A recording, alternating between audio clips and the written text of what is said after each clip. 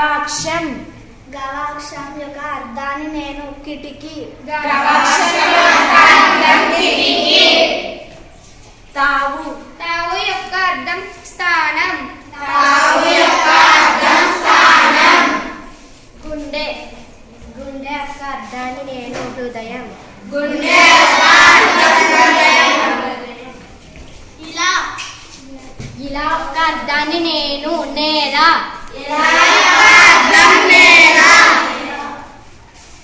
మళ్ళా అన్ని ఒకసారి చెప్పండి అమ్మా.